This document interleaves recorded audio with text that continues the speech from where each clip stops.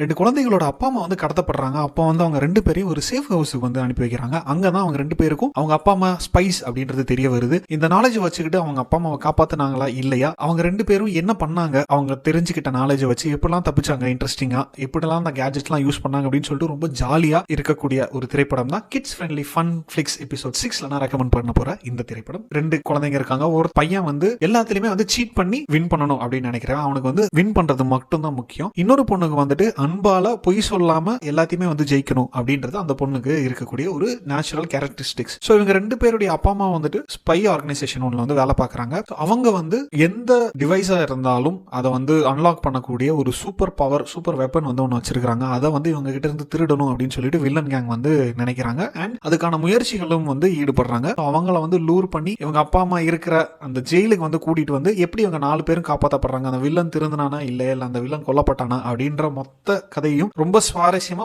சொன்ன திரைப்படம் தான் ஸ்பை கிட்ஸ் ஆர்மகெடன். இது வந்து ஸ்பை கிட்ஸ் சீரீஸ்ல 5வது திரைப்படம். ஸோ நான் வந்து ஆக்சுவலா பார்த்த முதல் 3D படம் அப்படின்னா ஸ்பை கிட்ஸ் 3D அப்படின்ற படம் தான். அது வந்து தமிழ்ல எங்க ஊர்ல வந்து நான் பார்த்தேன். எனக்கு இன்னும் வந்து ரொம்ப விவிடா ஞாபகம் இருக்கு. ஸோ இந்த ஸ்பை கிட்ஸ் ஆர்மகெடன் வந்து நெட்ஃபிளிக்ஸ்ல ஸ்ட்ரீம் ஆயிட்டு இருக்கு. உங்களுக்கு டைம் கிடைச்சா உங்க குழந்தையோட இந்த படத்தை பாருங்க. அவங்க ரொம்பவே என்ஜாய் பண்ணுவாங்க. ஏன்னா ரொம்ப அட்வென்ச்சரஸான ஒரு திரைப்படம். ஸோ கண்டிப்பா இந்த படத்தை பாருங்க.